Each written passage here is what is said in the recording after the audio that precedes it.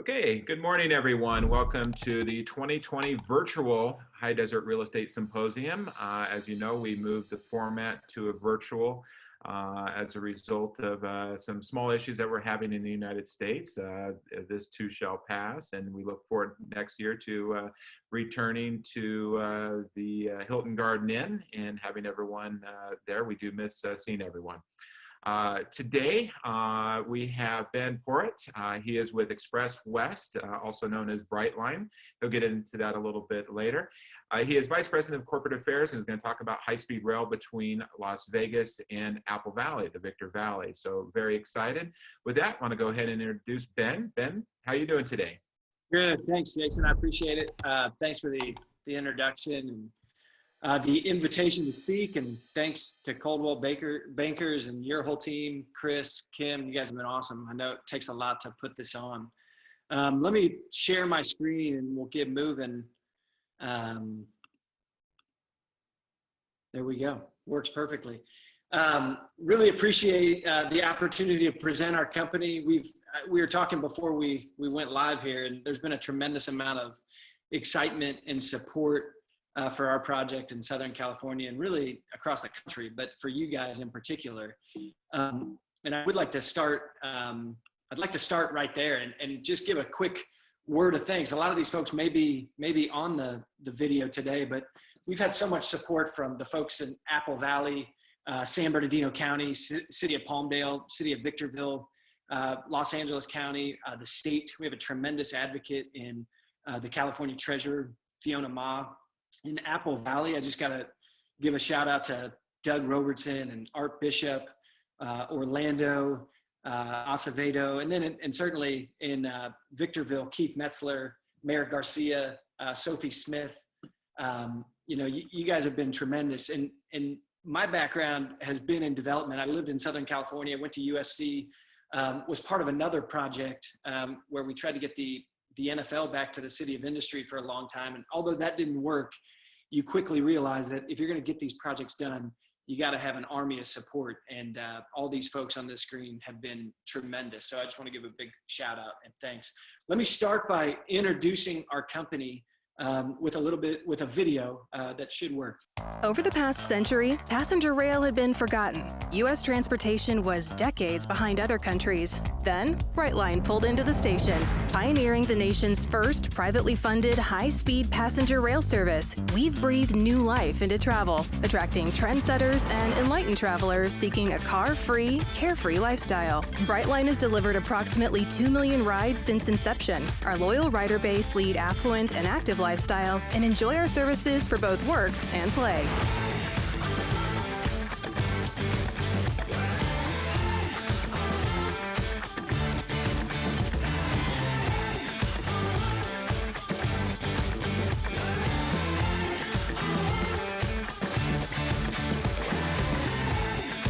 We're growing and have quickly become a critical part of the transportation network, connecting cities that are too far to drive but too close to fly.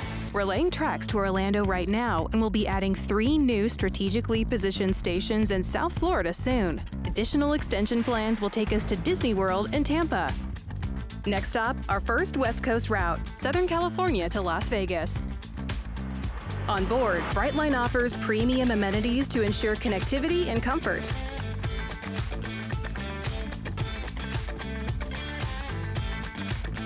Our stations are state-of-the-art connectivity hubs located at the heart of metropolitan areas. In addition to offering residential and commercial real estate space, our light and bright stations are designed for both work and play. It's where you meet up, get some work done, attend an event, do happy hour, or grab a bite. We deliver more than a ride. It's a lifestyle, catering to savvy travelers whose top interests range from technology to sports and arts and culture. Brightline's taking cars off the road, reducing the carbon footprint while providing a safe, reliable, and more convenient way to travel. Every day, more and more people are choosing a car-free, carefree way to get around. And Brightline is leading the way as the best way to go. You know, doing this over Zoom is fun and it's a great way to interact, but it does produce a bit of its challenges. And I think a lot of us have seen these over the past couple months.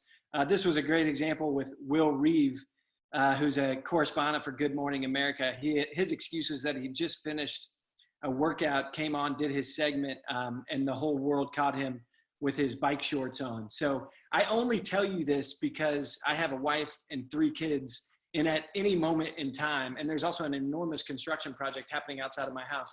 So at any moment in time, I feel like we could be interrupted. And something like this could happen. You know, work from home diary, your power could go out, construction workers could be extra loud, or like many of you, any kid could walk in at any moment singing "I Like Bananas" at the top of her lungs. In addition to kids, I also have a cat, and don't anticipate this happening, but it has happened. So I just, I read these and I thought that they were extremely funny. But this guy started talking to his cat in front of 68 people, and he wasn't muted, so he was slightly embarrassed. So I think that we're okay, but those are just all my warnings. And let me tell you a little bit about us.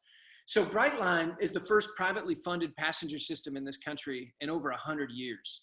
And our primary sponsor is a company called Fortress Investment Group. They're based out in New York. They manage about $70 billion globally. And they're involved in a number of different industries, you know, primarily energy and transportation. And a lot of these projects are so big, you start to wonder who can actually do this. And this particular project, XpressWest, has been talked about for over 20 years. And a company like Fortress has done this. We've built a proof of concept in Florida, and we can do this again. And they're the right partners and the right people to get this done. It was actually designed by the founder of Fortress and our chairman at Brightline, a man by the name of Wes Edens, who saw the opportunity to build high-speed rail across the country in markets that are too short to fly and too far to drive. And in 2006, he made a strategic acquisition in Florida to buy the Florida East Coast Railway, which was along the east coast of Florida, essentially developed the entire state of Florida over a period of time. And by owning that right away, it gave him the vision and the opportunity to build high-speed rail. And really, without that acquisition, it probably wouldn't even be possible. And then when you look at our first expansion outside of Florida, which is the market that you guys are in, and you know, the Southern California to Las Vegas area, this was a late-stage development company called XpressWest that we acquired in late 2018. They probably saved us 10 years of approvals and permitting and development. And right now we are on pace to break ground on this corridor by the end of this year, which is tremendous. And it's been a lot of hard work by many people who are on this call. When you look at our corridor in Florida, just to give you a little bit of the understanding, it's a lot like the corridor between Vegas and Southern California. Orlando to Miami is 235 miles. This corridor in your area will be 180 miles. Florida's 21 million people. We got about 120 million visitors a year. And there's about 400 million trips along the corridor that we're building in Florida. And no different than you guys, like, traffic's terrible and people get sick and tired of sitting in it. And there's got to be a better way. And it's not just traffic that's bad. The experience that we all have with flying and air transportation is not any better. And it's probably only going to get worse. And so these short markets for air travel are not profitable. They're not environmentally friendly, which is why Europe and Asia has always invested in rail. And we feel like now is the right time to do that. The experience on our train, first of all, we invite you to come out to Florida anytime and try our trains. We've certainly had a number of delegations from California come out. But think of it like this. Everything that you're familiar with train travel, we have flipped on its head. So the typical train experience is gray, dreary, smells bad, dirty stations. We've completely changed that. Everything that we build is bright, light, fun, interesting, and well before coronavirus, we won awards actually for how innovative and forward-looking our bathrooms were, because every single thing was touch-free. And so our trains are bright, they're awesome, they're a place that you want to hang out. I've actually had people tell me multiple times that the only bad part of the experience is that it wasn't long enough. because the current route that we're running right now in South Florida is only about an hour long. So in Florida, we operate between Miami and a town called West Palm Beach with one stop in between. So 2 30-minute stops. And that's about a 67-mile trip. And like the video showed you, we're well on our way to building Orlando, Disney, and to Tampa. But the corridor that we're excited about is between the Victor Valley region as well as Las Vegas. It's about a 170-mile trip.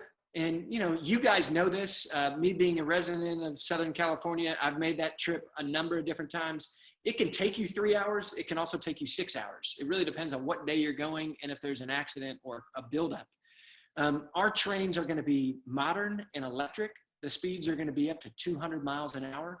We'll be able to make this trip in about 85 minutes, which is a far cry from a 3-hour drive. Not to mention, it's going to be a hospitality play. And the second you check into our station, you'll be able to check into whatever resort you're staying in.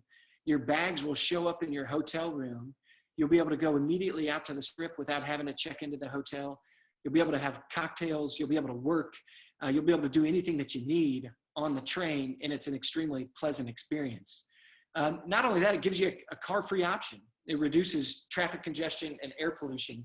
And I'll show you some of those stats later, but it's an awesome opportunity to build a transportation network that'll be around for 100 years.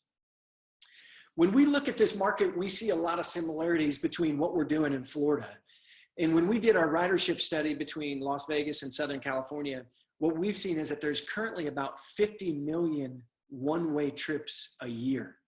And almost all of those are done by car or bus. There's a small amount done by air, but for the most part, it's car or bus, which means people are looking for a different route. So when we get to full operations, full stabilization of this route, our expectation is that we'll be able to capture about 20% of this market, which is 10 million one-way trips.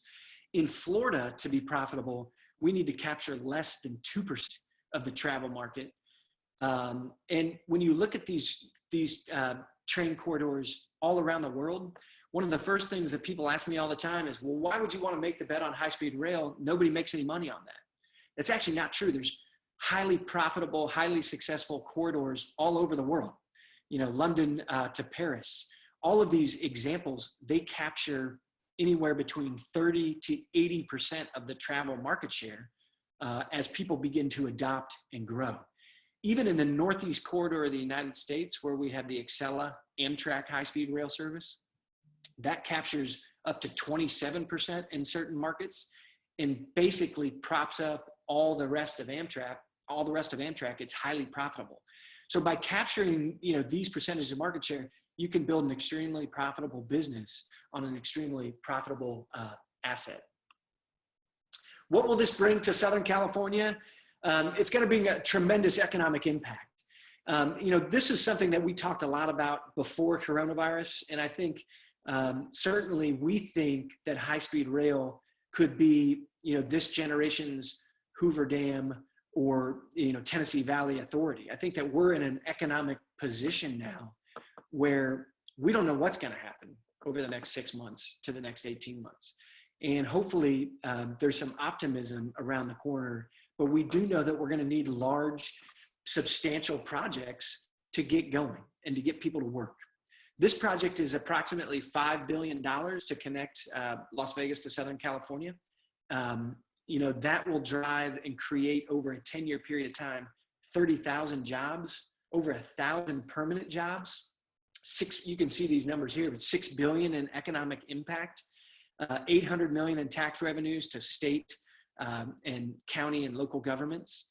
On the environmental side, we're going to remove 100,000 metric tons of carbon a year.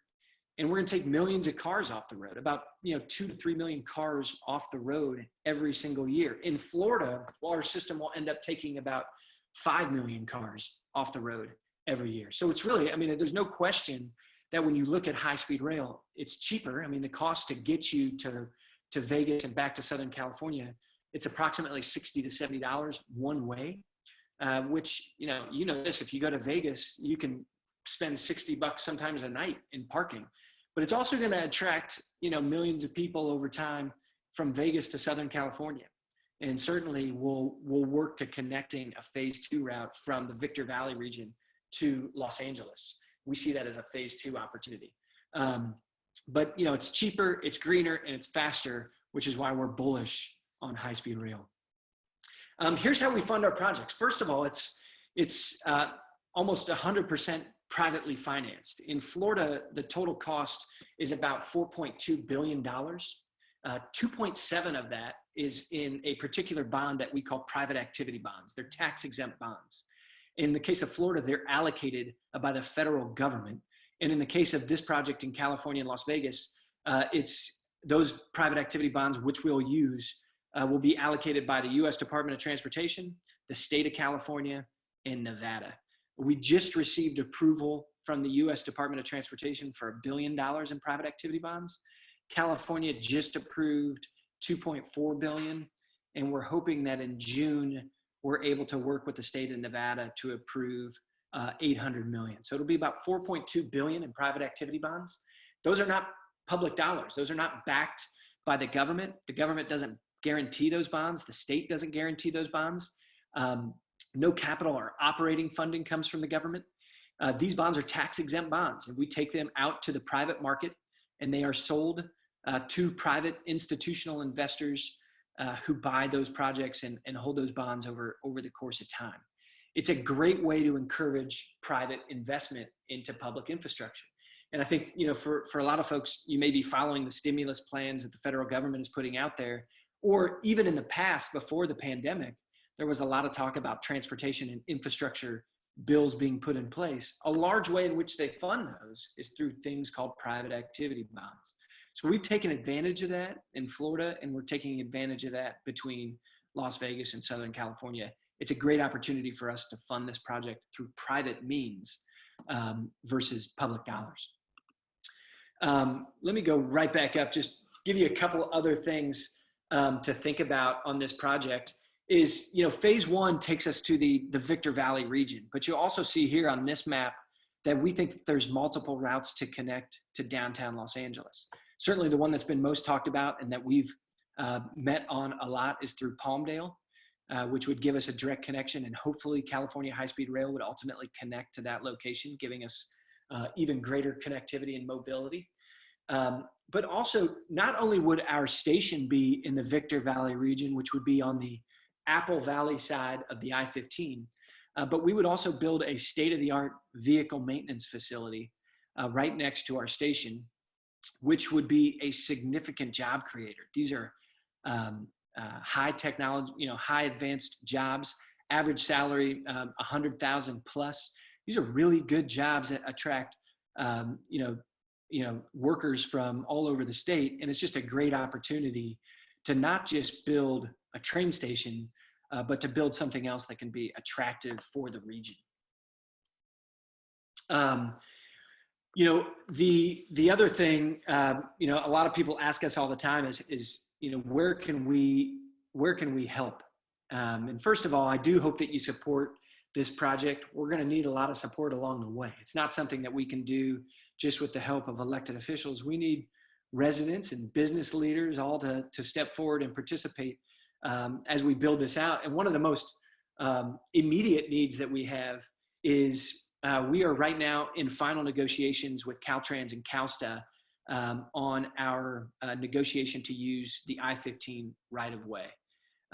That's how we're going to build this project. One of the things that makes us unique and allows us to build these projects for the cost amount that we can is that we build almost everything at grade, and we use existing rights-of-way.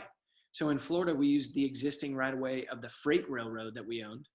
And between California and Nevada, we're going to use and build primarily in the middle of the I-15 highway. It's an incredible opportunity to use something that's already engineered, environmentally impacted, and already essentially built with no other use or purpose that gives us that chance. So right now, CalSTA and Caltrans have published a notice of intent to sign a long-term lease with us to use the I-15. And right now there's a public comment period. And if you're interested, you'll see the information on the screen. You can email Mirday Tim, who works at DOT in California, or you can send a letter, and we'd certainly appreciate anybody's support on this project. So Jason, I'm happy to go into greater detail, and I know that there's a number of questions. Sometimes I think it's best if we hand it over to the crowd and take as many questions as we can. Yeah, thank you. For those of you on Zoom, down at the bottom of your Zoom menu, there is a Q&A. If you have a question, just go ahead and click on that. I do have a couple quick questions, but as the questions come up, I'll go ahead and present them to Ben. One of the questions that's come up is how frequently will you have trains running between the Victor Valley and Las Vegas? Yeah, no, I'm glad you asked. So we'll have, we are building infrastructure.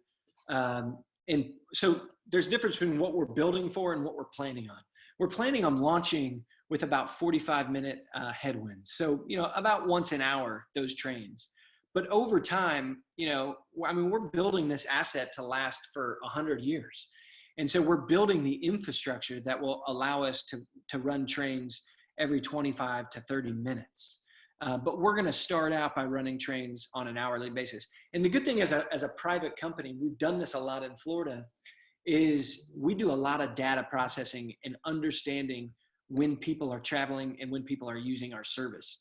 And so we're able to arrange schedules to capture as much market share as possible. So in South Florida, it's a little bit of a different market where you have major population centers within 30 minutes of each other. And there's a bit of a commuter element to it.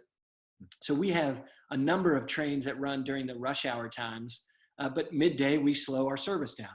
What we could certainly envision, with this corridor, out west, is on Thursday, Friday, Saturday, and Sunday, when you have a number of leisure travelers going between the two areas, is running more trains.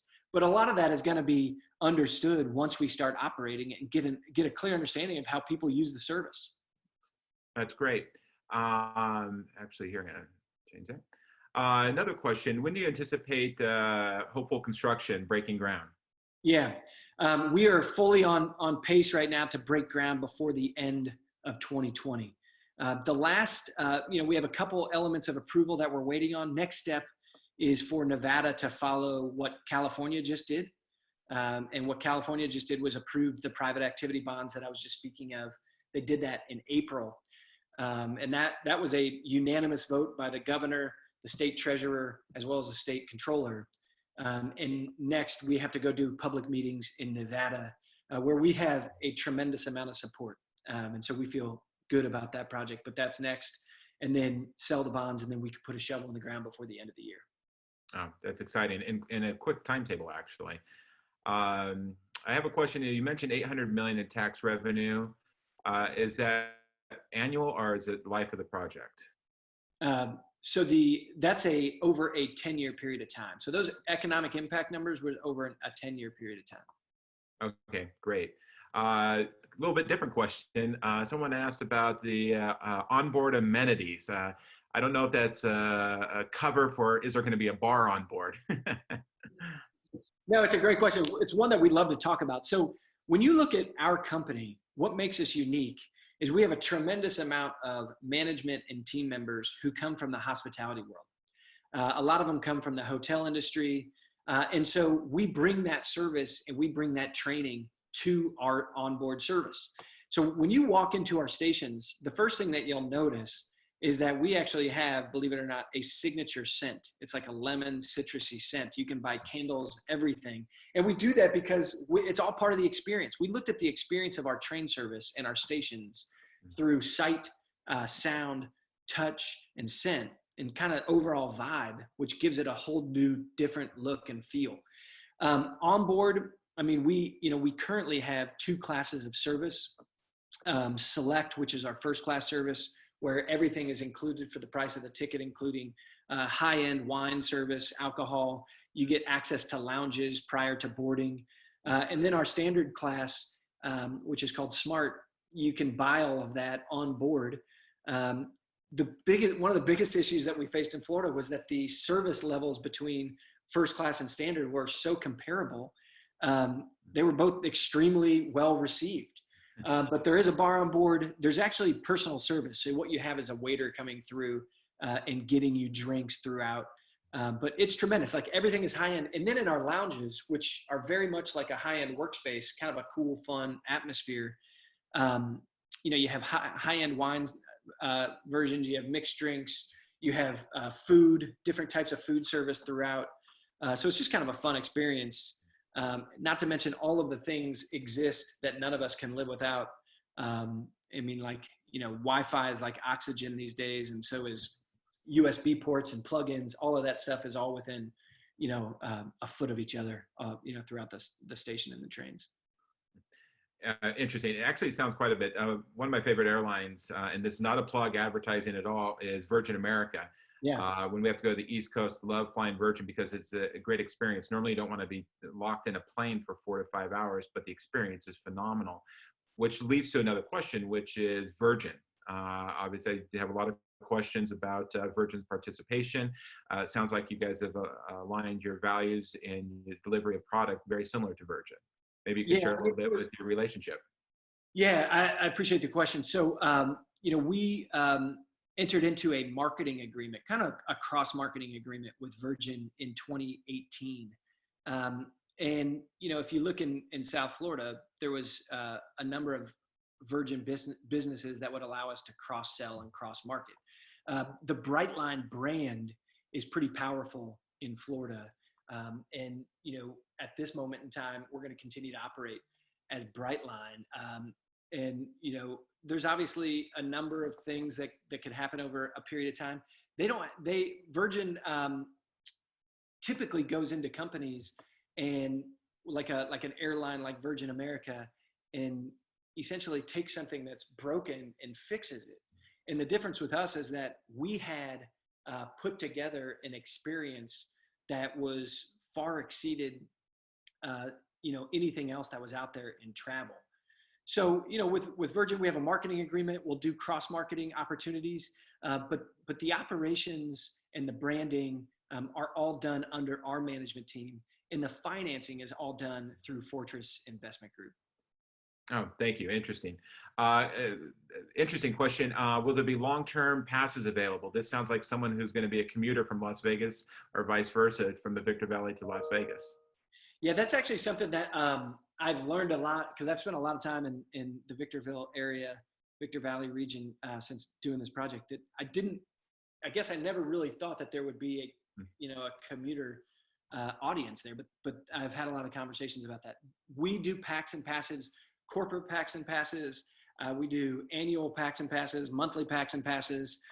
We do everything that you can imagine that makes it easy to consume from a consumer standpoint. We even do stuff with the Miami Heat because our station is right down the street from their stadium, where you can basically buy season ticket passes that give you access to our train for every single game. So we get creative when we come into these markets and see how people use it.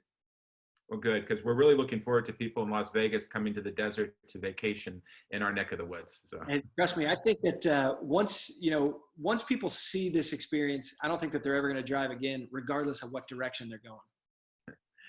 What about length of construction? I have a question. What is the estimated time of construction?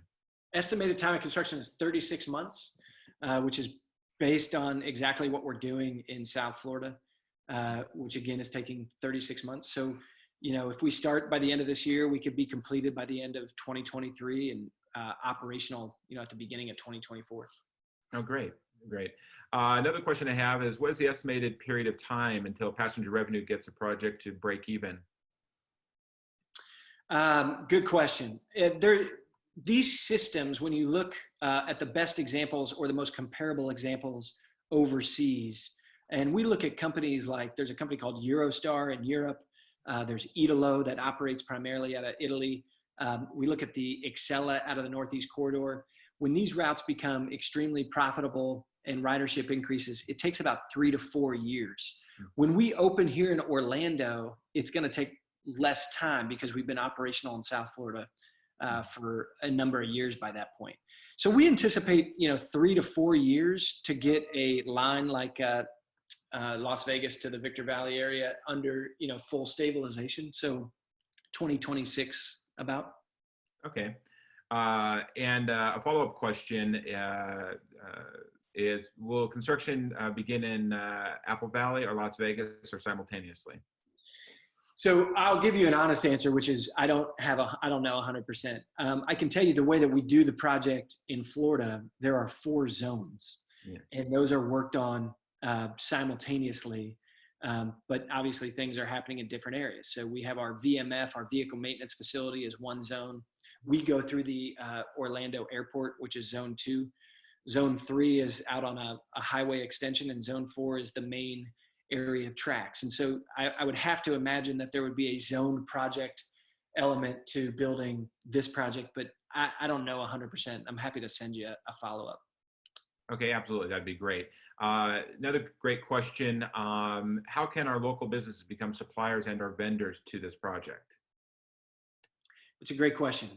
In Florida, we used over 85 state-based businesses for the projects in which, for the completion of the project.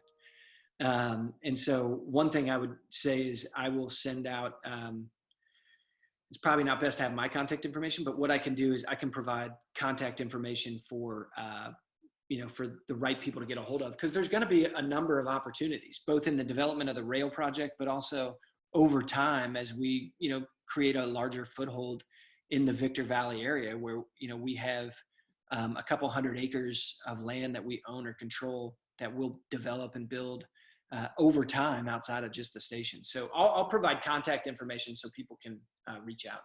That's great. If you want to send it to us, we'll put it on cbcinland.com and also cbcsymposium.com so we can share with not only people who are participating today, but for future people interested. Real quick, you talked about also development, which I've got another question. We've been focused on the train, but from what I've read, you guys also focus on development in and around your stations. Can you talk a little bit about what you anticipate developing around the Apple Valley, Victor Valley station? Yeah, probably best to give you the example of what we've done in Florida and then kind of what we envision out there. So in Florida, a large part of our company has always been based in real estate. And the station that we built in Miami was actually 11 acres, kind of in the heart of downtown Miami, something that had not been developed really since like the 60s and 70s. Mm-hmm. And on top of our train station, we built 2 residential towers. And then on the north side of the station, we built an office tower. And then right next door, we built an office tower. It's that dense urbanization that makes a train in an area like that make a lot of sense. And then we, accumulate other areas of real estate along the way. In Orlando, we end up in the Orlando International Airport. So we don't have the ability to develop anything there. But it is a big part of what we do because, what you're trying to create are, passengers who live or work on top of your station, especially in areas where there are commuter populations. We certainly, I think the most important thing for Apple Valley is in order to get to that stage of development where you're looking at, an assemblage of residential or mixed use, you got to get the train built first. And that's phase 1 for us. And so getting that train built first over these next 36 months, I guess you could say about 40, a little over 40 because of the amount of time we got left this year. You got to get that train built first. That's phase 1. And after phase 1, we're going to look at the market and make a determination of what would be best fit there. And we've talked to the state about affordable housing, workforce housing, and other mixed-use opportunities, which we certainly envision over a period of time. Great. Another question, any participation from hotels in Las Vegas? And I think someone's already looking for packages, rooms with train tickets. Yeah, no, you know what, the reception from the resorts, casinos, hotels, sports teams has been tremendous. And so I don't have anything to sell you today, but I'm certainly, our team is being built right now to get out there and to start putting those packages and partnerships together. The good news is, having done this in Florida, we're 3 years ahead of the game and understanding how to build these markets out well in advance of operations. So, we're going to be aggressive in getting those groups on board quickly. And like I said, like, you know, the most natural fit is connecting them on the hospitality experience to get people from wherever they're going in a way that just makes a little bit more sense. And people love the idea of checking into their hotel just by checking into the train. And I'll just give you one quick example. In South Florida, obviously pre-COVID, Miami is the largest cruise port in the world. And we developed partnerships with cruise lines that if people don't want to park at the cruise port and aren't flying into Miami, check into our train. Your bags will show up in your stateroom, and it's just for the cost of a ticket plus a little bit more, and you can park there for 5 days. So it's just things like that that we're thinking about. And certainly once we sit down with casinos and resorts, we're going to figure out the best ways to partner to make this an even better experience from a hospitality standpoint. That's great. Real quick, I've had several questions about the exact location of the train station in Apple Valley, and it is on the Apple Valley side of the I-15, which would be the south side, the east side of Interstate 15, Dale Evans, and I-15. So that was acquired, and you actually have the property both there and also in Las Vegas. So another different question. What are pet requirements? Will people be allowed to bring their pets? Yeah, we're pet friendly. In Florida, there's a weight requirement. I think it's very similar to the airlines. You know, so I like off the top of my head, I think it's under 75 pounds or 80 pounds or something like that, but we're totally pet friendly. And, you know, you see a lot of that on our trains today in Florida, and we certainly expect that moving forward. So I am getting a lot of questions about who to contact regarding services, including prevention for COVID-19, things like that. We'll post later contact information if you would like to be a vendor in the future for Brightline. Technical question, and this kind of gets to my heart, my nerdiness. A great question. Who will be the train supplier? Have you guys picked out the manufacturer yet? We have not announced that. We are working on that and hope to have an announcement soon, but don't have anything for you today.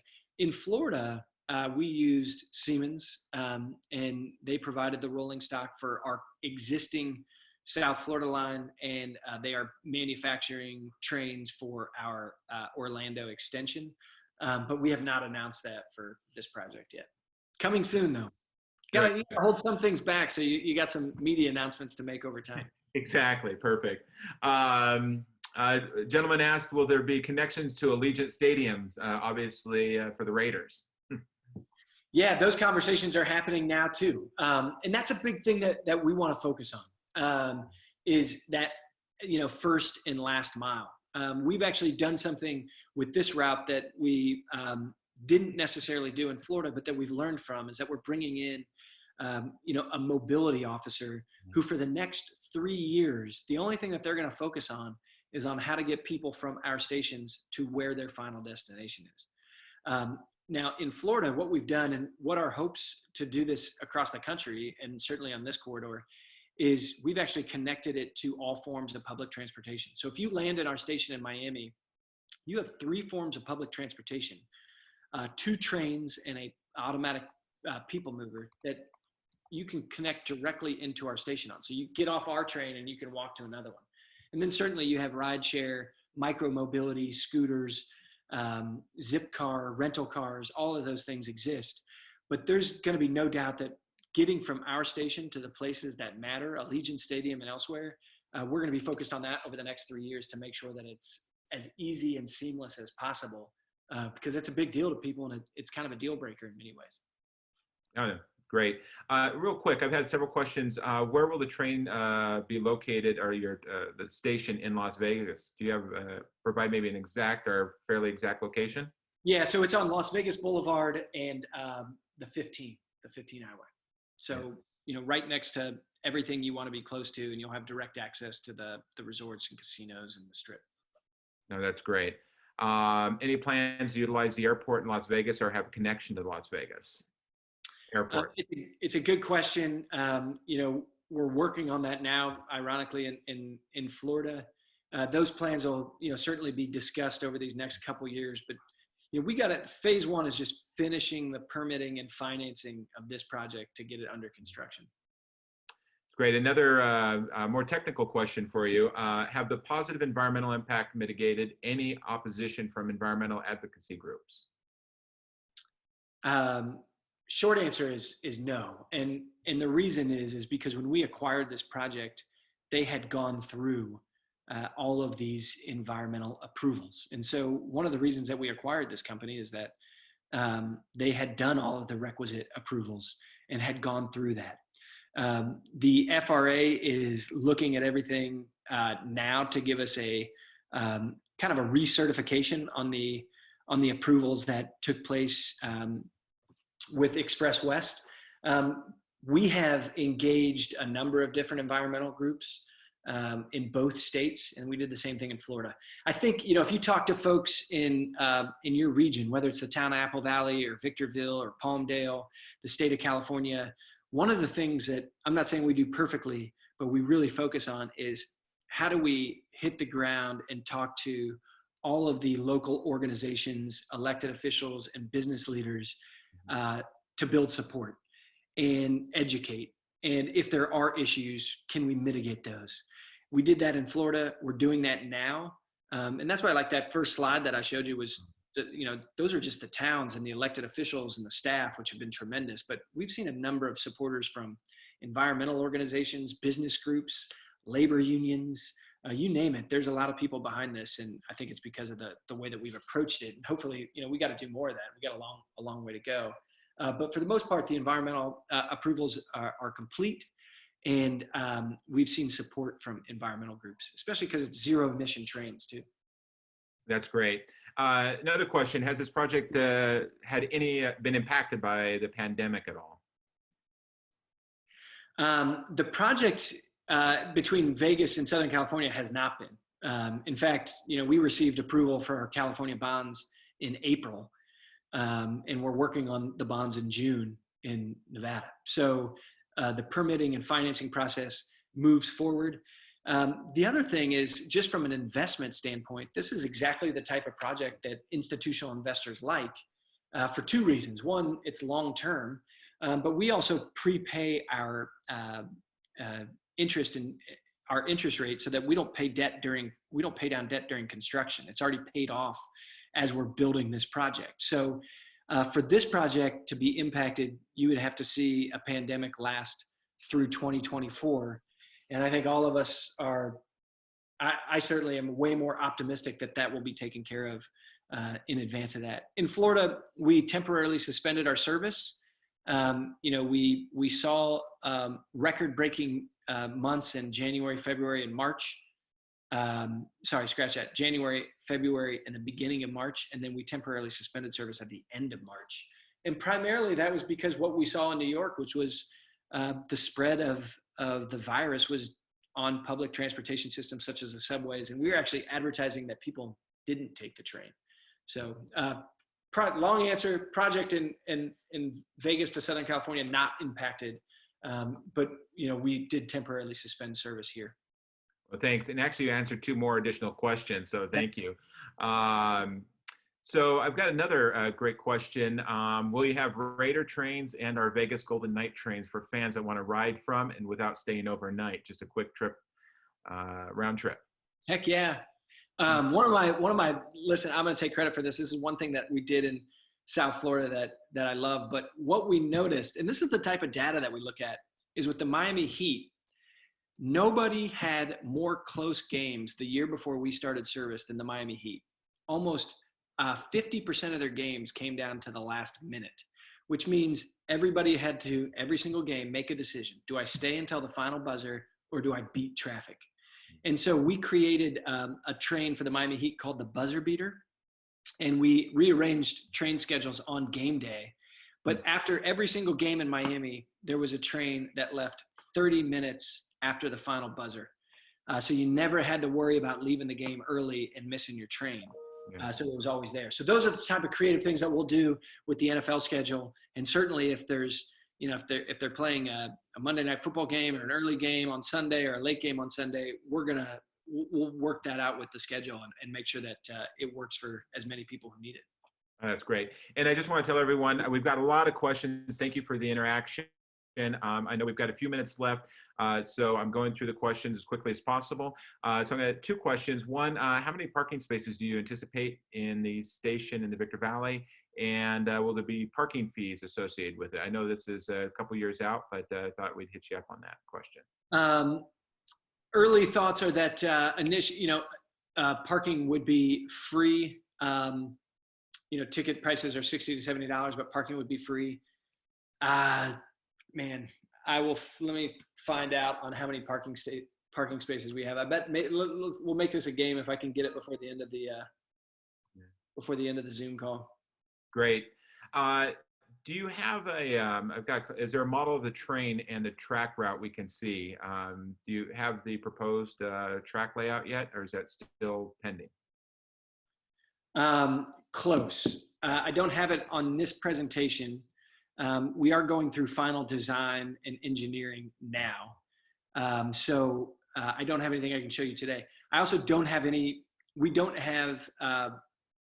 we don't have renderings yet. We'll be releasing those over time. That's also part of the media strategy. Got to keep people interested.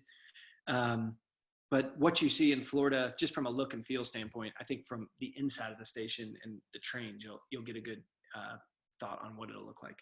Great, great. And as information becomes available, we'll post it on our websites and also Facebook page so we can share the information. Is there a longer term plan to extend the train into the core Inland Empire, let's say Ontario area? So what I would say at this point is, we're exploring what phase 2 looks like. And there's options, right? And I think what we know is that we're not going to wait until this specific corridor is built before we are working on those phase 2 and phase 3. In fact, in many ways, they've already started. So I couldn't tell you what that route is today, but I could tell you that, we certainly have interest in getting to LA. We've met with Ontario Airport. They're very bullish on our train. They think that there's an opportunity to connect there. So things like that. It's really just exploring without having anything final to announce. Absolutely. Thank you.